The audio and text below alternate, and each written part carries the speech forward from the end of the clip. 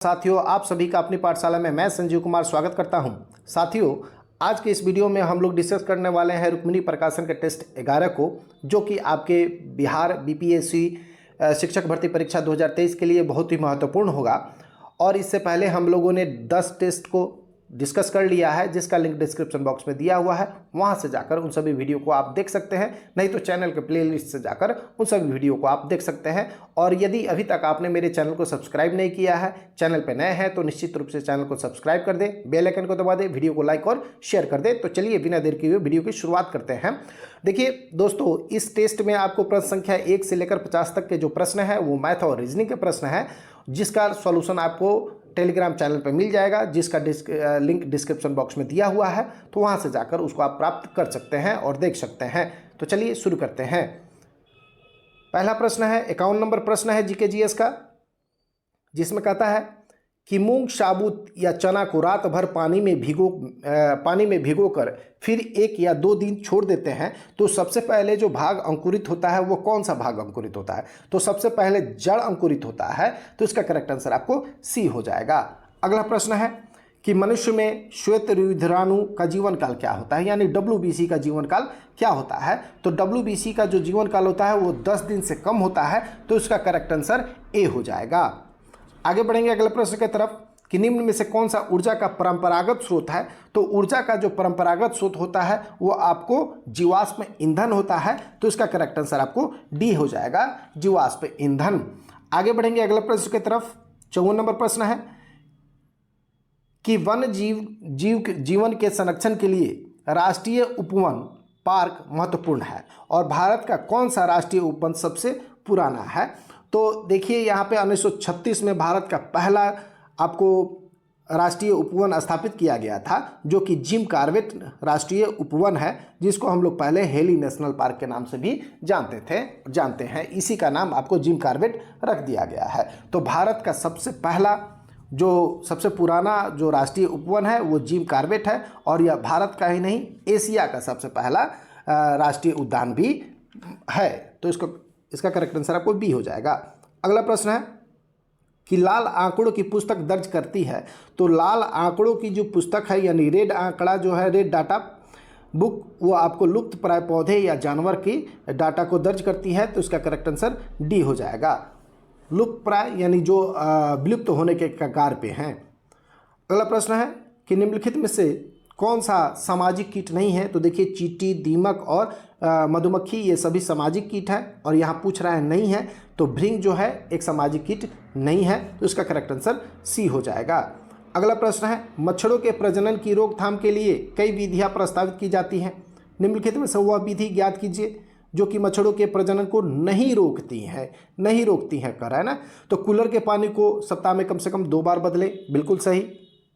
उसके बाद तालाब और पानी इकट्ठा होने वाले स्थानों में मछली डालें जो मच्छरों के लार्वा को खा ले, तो इससे भी प्रजनन रुकता है।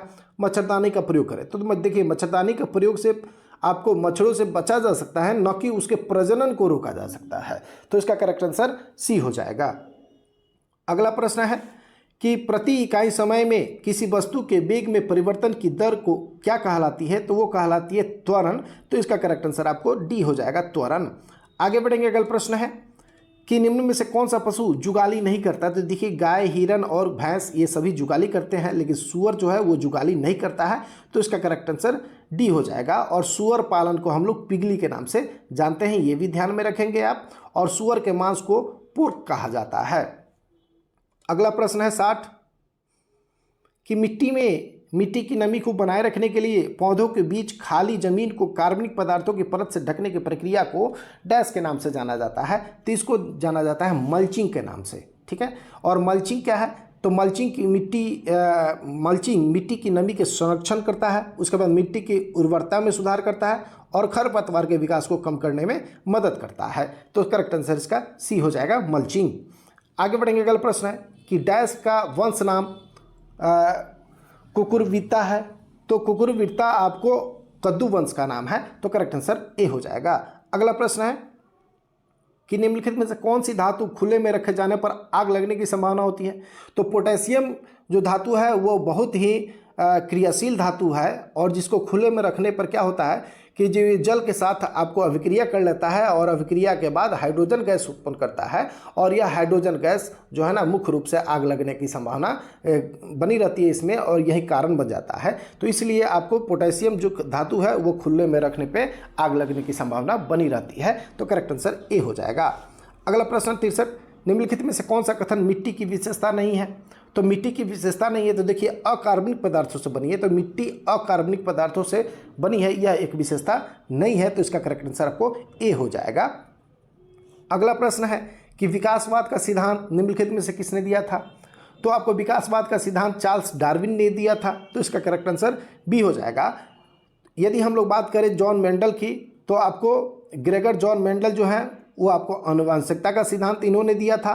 आइंस्टीन की बात करें तो सापेक्षता का सिद्धांत इन्होंने दिया था, और मैडम क्यूरी ने रेडियम की खोज करी थी। तो इन दोनों को भी आप ध्यान में रखेंगे। अगला प्रश्न है कि निम्न में से कौन सा नियम कहता है कि दो वस्तुओं के बीच लगने वाला बल उनके द्रव्यमानों के गुणनफल के समानुपाती होता है? तो ये गुरुत्वाकर्षण का नियम कहता है कि दो वस्तुओं के बीच लगने वाले बल उनके द्रव्यमानों के गुणनफल के समानुपाती होता है। तो इसका करेक्ट आंसर आपको बी हो जाएगा। अगला प्रश्न है कि डैश एक विज्ञान है जिसमें शरीर की संरचना का अध्ययन किया जाता है। तो ये एनाटॉमी है, एनाटॉमी। तो करेक्ट आंसर आपको बी हो जाएगा। अगला प्रश्न है बंगाल टाइगर को वर्ष डैश में भारत का राष्ट्रीय पशु स्वीकार किया गया था? तो 1972 में बंगाल टाइगर को भारत का राष्ट्रीय पशु स्वीकार किया गया था। तो इसको याद रखेंगे 1972। उसके बाद बात करें राष्ट्रीय पुष्प की, भारत का राष्ट्रीय पुष्प कमल है। उसके बाद राष्ट्रीय पंछी मयूर है। राष्ट्रीय पशु बाघ है, और राष्ट्रीय नदी गंगा है, और राष्ट्रीय जलीय जीव जो है वो गंगा डॉल्फिन है। तो इन फैक्ट को भी आप याद रखेंगे। अगला प्रश्न है कि पौधों और पशुओं में जैविक घटनाओं जैसे फूल आना, पत्तियां निकलना, सुसुप्तावस्था, प्रजनन और प्रवासन आदि के समय का अध्ययन क्या कहलाता है? तो ये कहलाता है फिनोलॉजी। तो करेक्ट आंसर इसका बी हो जाएगा, फिनोलॉजी। अगला प्रश्न है कि निम्नलिखित में से किस सूक्ष्म जीव के कारण साइट्रस कैंसर होता है? तो जीवाणु के कारण आपको साइट्रस कैंसर होता है। तो इसका करेक्ट आंसर आपको सी हो जाएगा। अगला प्रश्न है निम्नलिखित में से कौन सा जहरीला पौधा नहीं है? तो ड्रेसिना जो है वो एक जहरीला पौधा नहीं है, और इस ड्रेसिना को हम लोग ड्रैगन ट्री के रूप में भी जानते हैं। तो करेक्ट आंसर इसका सी हो जाएगा। अगला प्रश्न है ड्रेडॉन और एक्सॉन किसके भाग हैं? तो ड्रेडॉन और एक्सॉन तंत्रिका तंत्र के भाग हैं, और तंत्रिका तंत्र के जो 3 प्रमुख भाग होते हैं उसमें साइटोन, ड्रेडॉन और एक्सॉन होता है, ठीक ना। तो एक साइटोन और दूसरा ड्रेडॉन, तीसरा एक्सॉन, 3 इसके प्रमुख भाग होते हैं। तो ये ध्यान में रखेंगे आप। तो इसका करेक्ट आंसर बी हो जाएगा। अगला प्रश्न है सड़कों को पक्का करने के लिए किस पेट्रोलियम पदार्थ का उपयोग किया जाता है? तो बिटुमिन का प्रयोग किया जाता है सड़कों को पक्का करने के लिए, जिसको आम बोलचाल की भाषा में हम लोग पिच कहते हैं। तो करेक्ट आंसर इसका ए हो जाएगा। अगला प्रश्न है कि खाज, एक्जिमा रोग का संबंध मानव शरीर के निम्न में से किस भाग से है? तो खाज और खुजली त्वचा से संबंधित है। तो करेक्ट आंसर इसका ए हो जाएगा। अगला प्रश्न है कि निम्नलिखित में से कौन सा अवशिष्ट प्रबंधन का एक अस्थायी तरीका नहीं है? तो देखिए अवशिष्ट प्रबंधन का अस्थायी तरीका क्या नहीं है? तो जलाना एक अस्थायी तरीका नहीं है, ठीक ना। तो करेक्ट आंसर इसका ए हो जाएगा। अगला प्रश्न है कि डुगोंग निम्न में से किस भारतीय केंद्र शासित प्रदेश का राजकीय पशु है? तो डुगोंग जो है वो अंडमान निकोबार का राजकीय पशु है। तो इसका करेक्ट आंसर आपको ए हो जाएगा।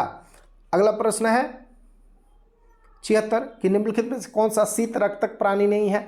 तो शीत रक्तक प्राणी जो खरगोश नहीं है। तो करेक्ट आंसर इसका ए हो जाएगा।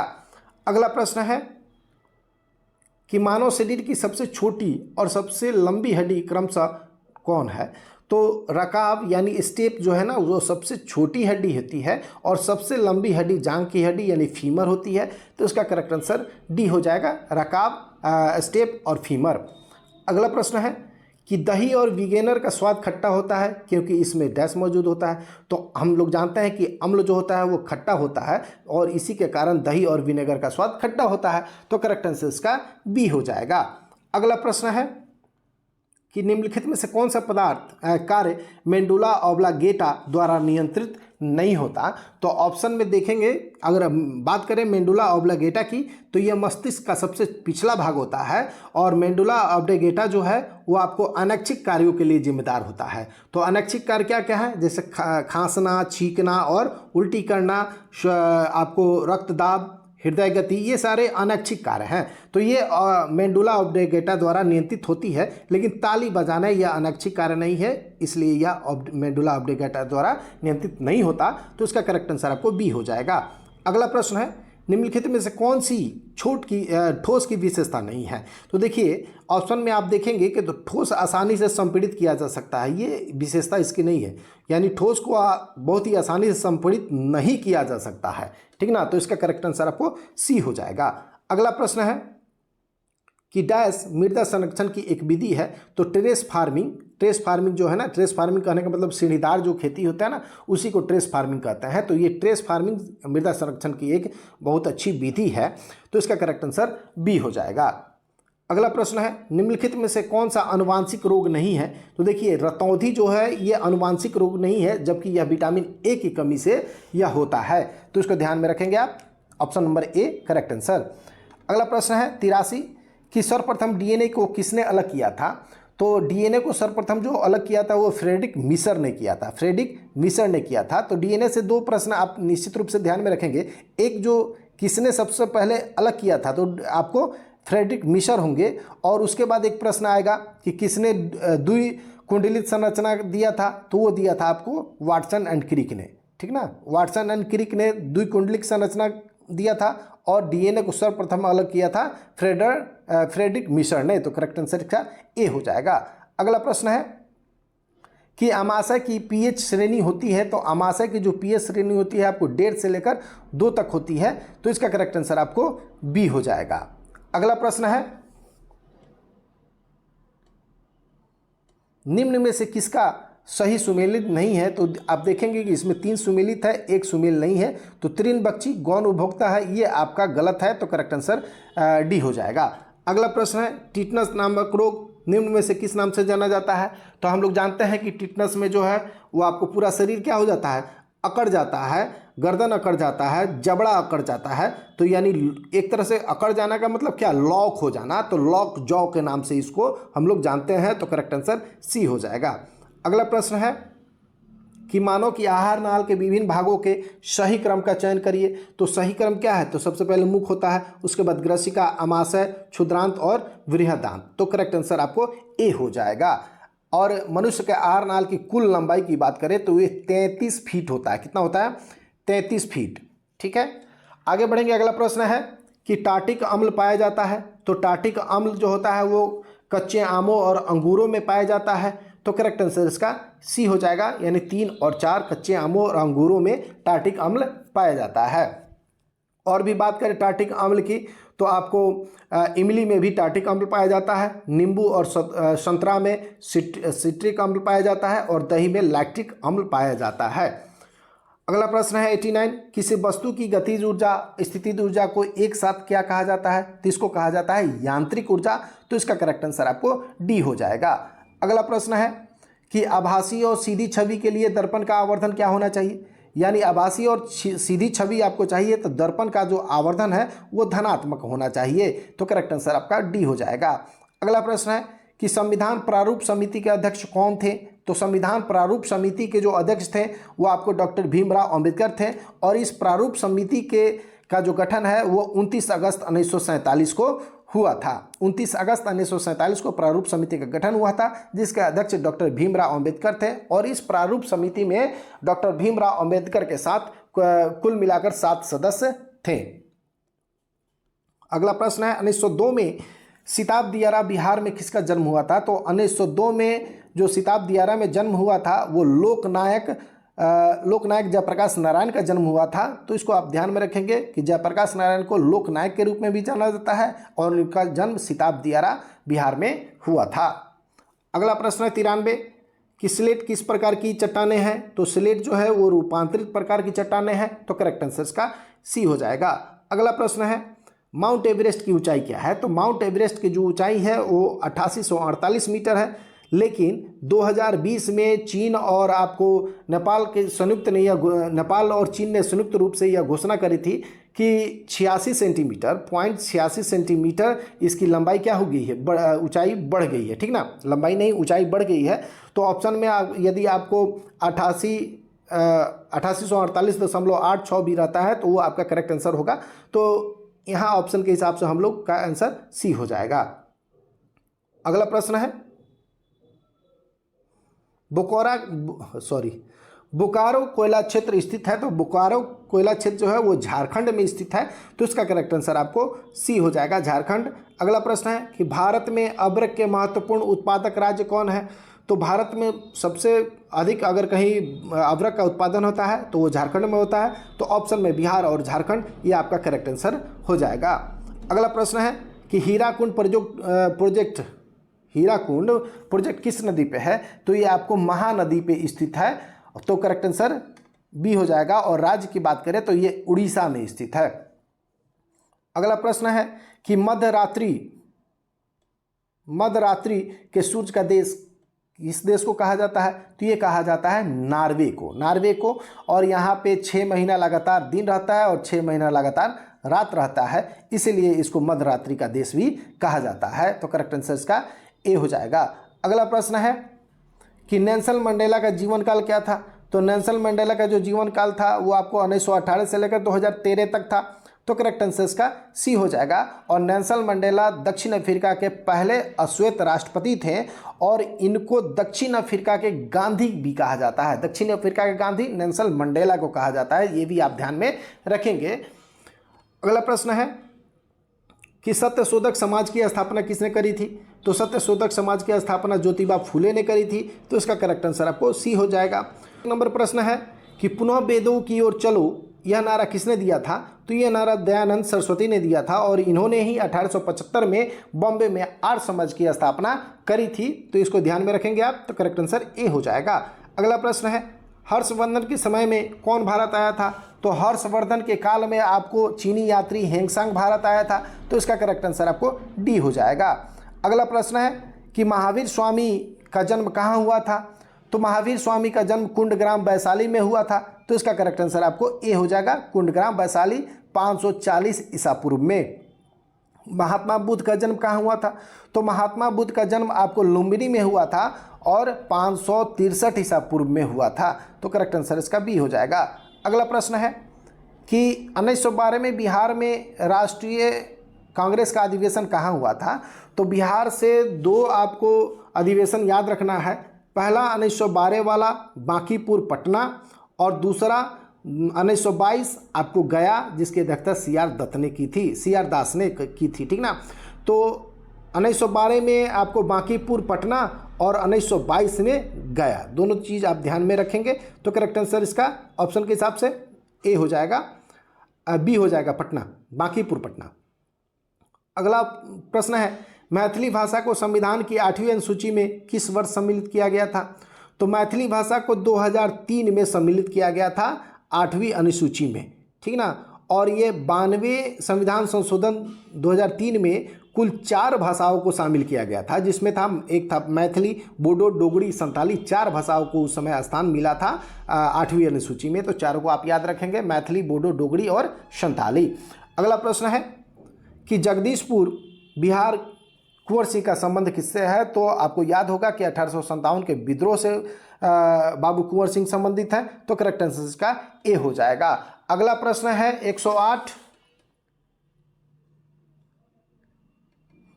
भोला पासवान शास्त्री बिहार के मुख्यमंत्री रहे हैं। तो भोला पासवान शास्त्री जो है वो बिहार के 3 बार मुख्यमंत्री रहे हैं, 3 बार वो मुख्यमंत्री रहे हैं, तो इसका करेक्ट आंसर सी हो जाएगा। और ये 1968 में 3 महीना के लिए मुख्यमंत्री बने थे, उसके बाद 69 में 13 दिन के लिए और 71-72 में 7 दिन के लिए मुख्यमंत्री बने थे। और एक प्रश्न यहाँ से आप इसका कमेंट सेक्शन में आप आंसर करेंगे कि बिहार के वो मुख्यमंत्री जो सर्वाधिक 8 बार जिन्होंने शपथ लिया है, यानी बिहार के 8 बार मुख्यमंत्री रहने वाले कौन से व्यक्ति हैं, इसका उत्तर आप कमेंट करेंगे। अगला प्रश्न है कि सिखों के 10वें गुरु गोविंद सिंह का जन्म कहाँ हुआ था? तो सिखों के जो 10वें गुरु थे गुरु गोविंद सिंह, इनका जन्म बिहार के पटना साहिब में हुआ था। तो इसका करेक्ट आंसर क्या हो जाएगा? पटना में हुआ था, यानी पटना साहिब में हुआ था। और इन्होंने स्वयं को सच्चा पातशाह कहा था। इन्होंने पाहुल प्रणाली की शुरुआत करी थी और सिखों के लिए 5 ककार जो है, जैसे केस, कंघा, कृपाल, कच्छा और कड़ा को अनिवार्य इन्होंने ही किया था। और इनके द्वारा कृष्णावतार और जफरनामा की भी रचना करी गई थी। तो ये सभी बातें भी आप ध्यान में रखेंगे। अगला प्रश्न है कि सासाराम में किसका मकबरा है? तो सासाराम में शेरशाह सूरी का मकबरा है। तो करेक्ट आंसर आपको बी हो जाएगा। अगला प्रश्न है 111 कि 1857 के विद्रोह के समय भारत का गवर्नर जनरल कौन था? तो उस समय भारत का जो गवर्नर जनरल था वो लॉर्ड कैनिंग था। तो इसका करेक्ट आंसर आपको बी हो जाएगा। और लॉर्ड कैनिंग जो था वो भारत का अंतिम गवर्नर जनरल तथा भारत के प्रथम वायसराय भी था, क्योंकि 1857 के विद्रोह के बाद जो कंपनी की सत्ता थी वो सीधे क्राउन के हाथों में चली गई थी, जिसके कारण गवर्नर जनरल का पद समाप्त करते हुए वायसराय का पद घोषित किया गया था। अगला प्रश्न है कि बिहार राज्य का पुनर्गठन किस वर्ष हुआ था? तो देखिए, जो बिहार की स्थापना हुई थी बिहार से अलग होकर, बंगाल से अलग होकर, वो 1912, ऑप्शन में 1912 नहीं है, यानी ये दूसरा कुछ पूछ रहा है। तो देखिए सन 2000 यानी 15 नवंबर 2000 को जो झारखंड है वो बिहार से अलग होकर एक राज्य बना था। तो इसका करेक्ट आंसर आपको बी हो जाएगा, यानी बिहार राज्य का पुनर्गठन 2000 में हुआ था। आगे बढ़ेंगे। अगला प्रश्न है कि गांधी जी ने चंपारण सत्याग्रह किस वर्ष किया था? तो गांधी जी ने पहला जो चंपारण का सत्याग्रह का प्रयोग किया था वो चंपारण से ही किया था, और यह किया था 1917 में। तो करेक्ट आंसर इसका डी हो जाएगा। अगला प्रश्न है कि भारत का जलीय जीव कौन है? तो अभी हमने बताया कि भारत का जो जलीय जीव है, राष्ट्रीय जलीय जीव है, वो गंगा डॉल्फिन है। गंगा डॉल्फिन है। तो इसका करेक्ट आंसर डी हो जाएगा, डॉल्फिन। अगला प्रश्न है कि सन्यात सेन किस देश से संबंधित है? तो सन्यात सेन जो है वो चीन से संबंधित है। तो इसका करेक्ट आंसर डी हो जाएगा। और सन्यात सेन को आधुनिक चीन का निर्माता भी कहा जाता है। ये भी याद रखेंगे कि आधुनिक चीन का निर्माता कौन है? तो सन्यात सेन है, और सन्यात सेन चीन से संबंधित है। अगला प्रश्न है कि चौड़ावाड़ी ग्लेशियर उत्तराखंड के किस जिले में है? तो चौड़ावाड़ी ग्लेशियर है जो उत्तराखंड के रुद्रप्रयाग जिले में स्थित है, और इसी चौड़ावाड़ी ग्लेशियर से अलकनंदा की सहायक नदी मंदाकिनी भी निकलती है। तो इसका करेक्ट आंसर सी हो जाएगा। अगला प्रश्न है विश्व मानवाधिकार दिवस कब मनाया जाता है? तो विश्व मानवाधिकार दिवस 10 दिसंबर को मनाया जाता है। तो इसका करेक्ट आंसर डी हो जाएगा, 10 दिसंबर। अगर बात करें हम लोग 30 जनवरी की, तो 30 जनवरी को आपको शहीद दिवस प्रतिवर्ष मनाया जाता है। 1 दिसंबर को आपको प्रतिवर्ष एड्स दिवस के रूप में मनाया जाता है, और 11 जुलाई को विश्व जनसंख्या दिवस मनाया जाता है। अगला प्रश्न है कि तमिलनाडु के तटीय क्षेत्र वर्षा प्राप्त करते हैं। तो वो शीतकालीन महीनों में यह वर्षा प्राप्त होती है तमिलनाडु के तटीय क्षेत्र में। तो इसका करेक्ट आंसर सी हो जाएगा।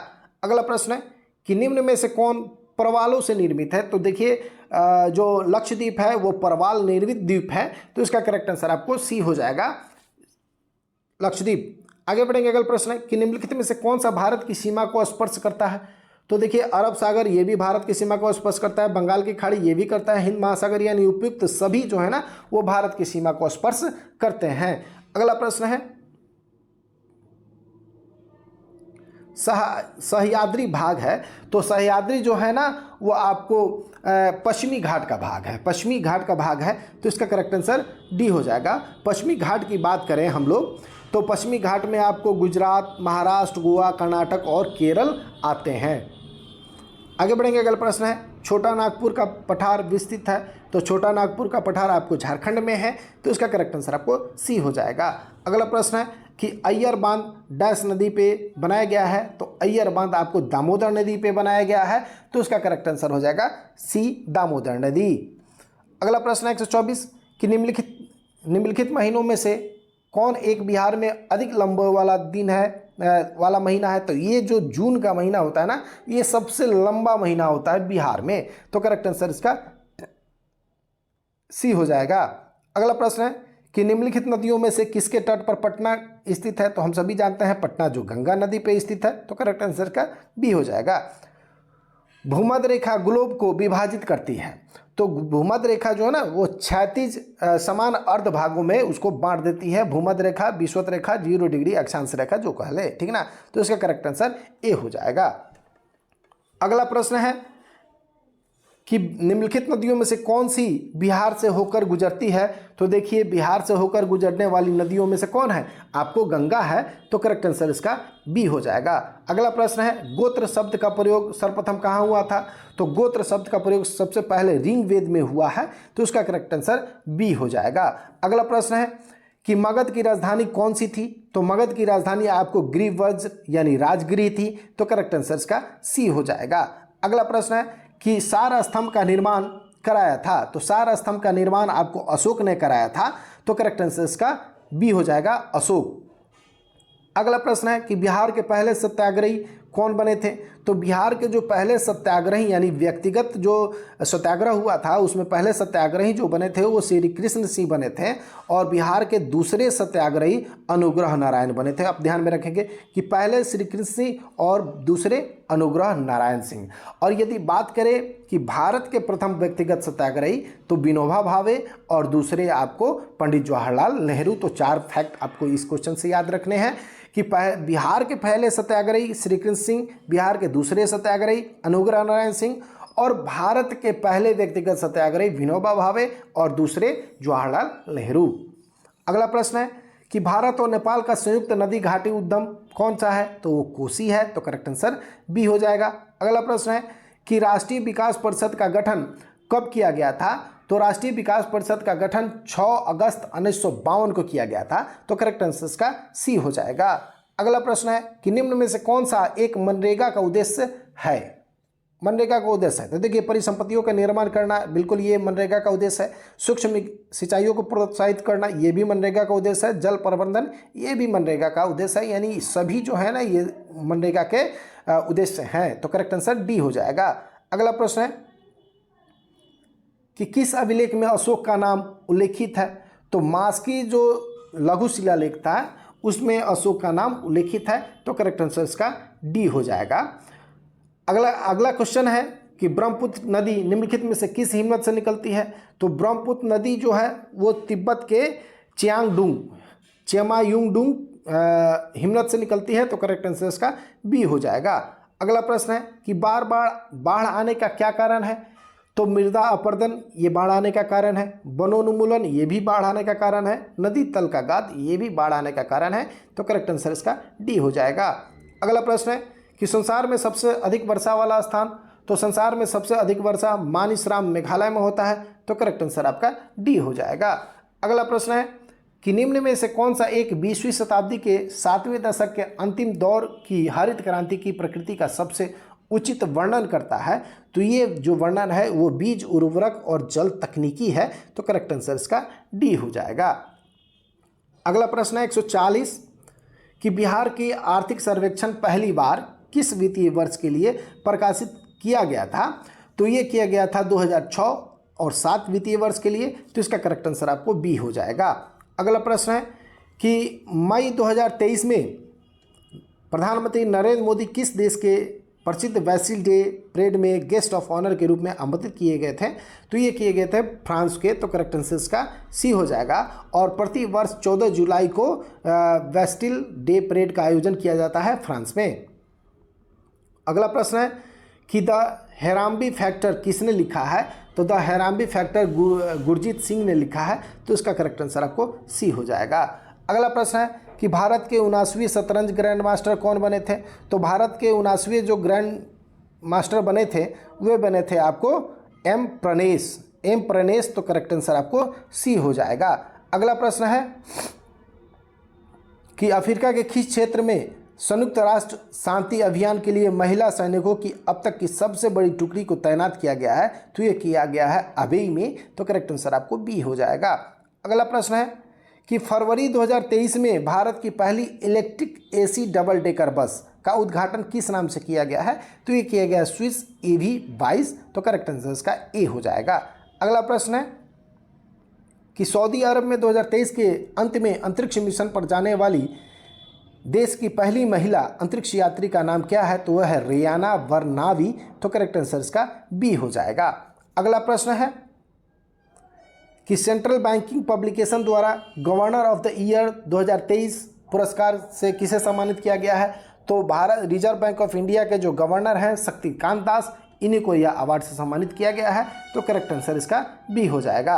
अगला इसमें अंडर 21 समूह में पाक जल डमरू में सबसे तेज तैरने का रिकॉर्ड किसने बनाया है? तो ये बनाया है आपको संपन्ना रमेश सेलार ने। तो करेक्ट आंसर इसका ए हो जाएगा। और इनकी बात करें तो ये श्रीलंका के तलाई मन्नार से तमिलनाडु के धनेशकोडी तक पाक जलडमरू को 5 घंटा 30 मिनट यानी 5.5 घंटा में तैरने वाले सबसे तेज भारतीय बन गए हैं संपन्ना रमेश सोलार। तो करेक्ट आंसर इसका ए हो जाएगा। अगला प्रश्न है कि 14 अप्रैल 2023 को असम में एक ही स्थान पर किए गए सबसे बड़े बिहू नृत्य के लिए कितने बिहुआ और बिहुवती कलाकारों ने गिनीज वर्ल्ड रिकॉर्ड बनाया है? तो ये बनाया है 11,304 बिहुआ और बिहुवतियों ने मिलकर यह अवार्ड बनाया है, रिकॉर्ड बनाया है। तो करेक्ट आंसर इसका बी हो जाएगा। अगला प्रश्न है कि महिलाओं की 68 किलोग्राम में एशियाई कुश्ती चैंपियनशिप में रजत पदक किसने जीता है? तो ये जीता है निशा दहिया ने। तो इसका करेक्ट आंसर आपको बी हो जाएगा। इस प्रकार 150 प्रश्नों की श्रृंखला यहीं समाप्त होती है। फिर अगले वीडियो में हम लोग टेस्ट 12 को डिस्कस करेंगे। और देखिए यहाँ पे जो है ना, जैसे बाद में आकर ये कहा गया कि जो 120 ही प्रश्न होंगे, तो उससे कोई फर्क नहीं पड़ता है। मेरे कहने का मतलब जितना प्रश्न आपके सामने आएगा उतने ही आपके लिए फ़ायदे होंगे। तो वीडियो अच्छा लगा हो तो निश्चित रूप से वीडियो को लाइक कर दे, चैनल को सब्सक्राइब कर दे। जय हिंद, जय भारत।